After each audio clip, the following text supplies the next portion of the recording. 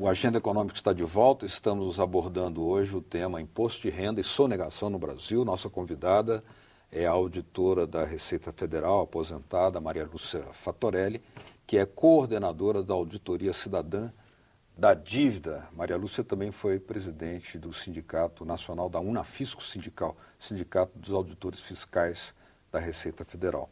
Nós temos uma questão, Maria Lúcia, muito relevante, que é de possibilidades alternativas, né, para aumentar a arrecadação, que talvez não foram ainda observadas. Você tem alguns cálculos. O que a gente poderia, no sistema brasileiro, recorrer para aumentar a arrecadação? Certo. Na linha da justiça fiscal. Claro. Bom, o primeiro ponto é investir na administração tributária. O número de auditores fiscais e analistas tributários hoje no Brasil é muito baixo. Não é? Cerca de 70% da arrecadação brasileira, arrecadação tributária, se considerarmos União, Estados e municípios, cerca de 70% da arrecadação se dá em âmbito federal. E hoje, os auditores fiscais federais ganham menos do que os auditores fiscais de 25 estados brasileiros. É mesmo. Então, nós temos aí, primeiro, uma insatisfação da categoria, não é? Com relação à remuneração. Em segundo lugar, o número de profissionais. Considerando que 70% da arrecadação está a cargo, não é, da Receita Federal e poucos outros órgãos que arrecadam também algumas contribuições, algumas taxas, nós teríamos que ter um quantitativo muito superior ao atual.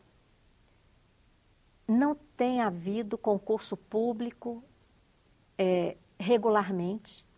E nós temos aí um grupo de aprovados que sequer está sendo chamado. Então, a União está perdendo mão de obra qualificada para combater essa sonegação que nós acabamos de mencionar. E se houver cortes no custeio da Receita Federal, como foi anunciado aí para vários órgãos, é tiro no pé. É muito pior, né? É tiro no pé, né? Você vai cortar exatamente no órgão arrecadador, né? Então, o aparelhamento da administração tributária, não só em termos físicos, né, de instituições, de programas e etc., mas pessoal, isso aí é o primeiro ponto, né? Porque sem a efetividade, sem a eficiência de uma administração tributária, nem com um modelo tributário excelente você não consegue realizar a arrecadação. E no Brasil nós temos os dois problemas. Nós temos a insuficiência de auditores e analistas, nós temos a insuficiência de investimentos nos órgãos, não é? E nós temos um modelo tributário todo aleijado, né? Além do que nós já falamos da questão da injustiça, né? Por exemplo, se aumentasse as faixas do imposto de renda, nós tornaríamos o imposto muito mais justo e arrecadaríamos muito mais. Se tributássemos as grandes fortunas, a possibilidade de tributar as grandes fortunas foi incluída na Constituição de 1988. Logo após a Constituição, o então senador Fernando Henrique Cardoso apresentou um projeto que nunca caminhou. Nem quando ele era presidente, nunca caminhou essa possibilidade. Nós fizemos uma estimativa, porque às vezes as pessoas ficam receosas. Agora eu custei a conseguir comprar minha casa, agora vai tributar. Não. Nós fizemos uma estimativa para tributar patrimônios superiores a 50 milhões de reais. Veja bem, patrimônio superior a 50 milhões de reais. Se tributar com uma alíquota de 5% ao ano, o Brasil... baixa. Muito baixo. O Brasil arrecadaria 90 bilhões de reais por ano.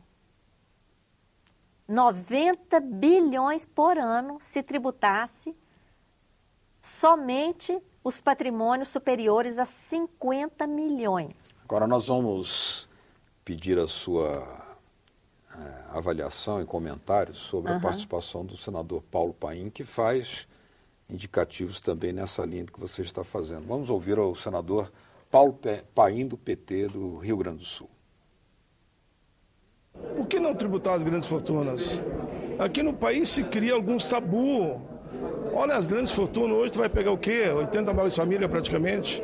Estou falando em tributar as grandes fortunas, não é tributar a classe média, não é tributar os mais pobres. Tem que tirar mesmo os tributos sobre o pão, sobre o leite, sobre a alimentação básica, sobre a passagem do ônibus, sobre a questão dos caminhoneiros. Isso é que nós temos que olhar. Não ter tributo no andar de baixo. Quem ganha bilhões ou milhões, se quiserem, eles têm que tributar e vai ter que dar a sua parcela. Pois é, nessa linha. Né? Nessa linha, concordo inteiramente com o que o senador Paim falou, porque realmente todas as propostas que estão vindo aí, não é, elas acabam onerando mais uma vez os mais pobres, não é? Aumentando os tributos indiretos. E ao não corrigir a tabela do imposto de renda, você penaliza aquele que ganha menos, aquele que teve meramente um reajuste salarial decorrente da reposição da inflação, pode até mudar de alíquota, não é? E as grandes fortunas estão sendo deixadas de lado. Eu espero que o senador apoie aí o andamento da aprovação desse projeto de lei que foi apresentado na Câmara dos Deputados pela ex-deputada Luciana Genro, do PSOL. Esse projeto está lá na Câmara. Esse projeto pode vir para o Senado e eu espero que o senador Paim apoie a aprovação, porque, imagina, 90 bilhões poderia desonerar toda a cesta básica, que até hoje é fortemente tributada, inclusive pelo ICMS em vários estados, não é? Vamos ver agora a participação do senador Álvaro Dias, do PSDB do Paraná. Precisamos interromper esse processo de busca de solução a conta-gotas ou a prestações. Nós devemos realizar uma ampla reforma tributária, né? Estamos prometendo isso há muito tempo, estamos devendo. Desde o Plano Real não se faz uma reforma de profundidade no país e a questão tributária nos coloca muito mal, especialmente quando concorremos na exportação de produtos. Nós temos um modelo tributário antiquado, superado e, portanto, a questão do imposto de renda vem exatamente no contexto de uma ampla reforma tributária que ofereça ao país essa possibilidade de melhor distribuição de renda. Pois é, uma reforma não pode ser a conta-gotas, como diz o senador, deveria ser global. Sem dúvida, né? Embora o que vem acontecendo nos últimos anos é essa reforma, né? A conta-gotas, e que infelizmente vem tornando o nosso sistema cada vez mais injusto. Em relação à exportação de produtos que ele falou, ele deve ter se referido aos produtos brasileiros industrializados. Porque no caso dos produtos primários e semi-elaborados, existe aquela isenção da Lei Candir, desde a década de 90, que o próprio CONFAS, não é, está demandando uma revisão dessa lei, porque ela está gerando uma perda para os estados de cerca de 20 bilhões por ano. E é uma isenção injustificada. Né? Se olharmos hoje o que o país recebe com a exportação, por exemplo, de minério de ferro. O minério de ferro sai com essa isenção aqui da Lei Candir e 1 tonelada de minério de ferro hoje custa para o Brasil 10% do que o Brasil paga por 1 tonelada de trigo que importa. Olha só, é muito barato. Principalmente considerando que o trigo, todo ano, pode ser plantado e colhido. E o minério de ferro, quantas safras ele dá? Só uma. Não é? Então, essa isenção, além... E por que tornar a exportação do minério de ferro tão barata? Quem está ganhando com isso? As mineradoras, que têm também lucros absurdos. Não é? E tem lá vários incentivos, porque estão exportando. E o que o país está ganhando com isso? não é? Um tremendo dano ambiental, que depois não tem recurso para repor esse dano ambiental, e uma série de coisas. Mas vamos ficar restrito aqui à questão tributária. De fato, essa reforma tem que ser ampla, mas nós sabemos que toda vez que é colocada uma reforma ampla, ela não anda. Ela não anda porque há conflito de interesses entre os entes federados, não é? Porque esse é outro aspecto extremamente injusto no Brasil. A arrecadação federal, a concentração de arrecadação na esfera federal é de 70%. Nos estados, 23% e nos municípios, pouco mais de 5%. Então, a esfera federal concentra a arrecadação, não é? E a prestação de serviço para a população está no município. Agora, ou no estado, não é? Se houvesse uma prioridade, por exemplo, já que há dificuldade de uma reforma tão ampla, né?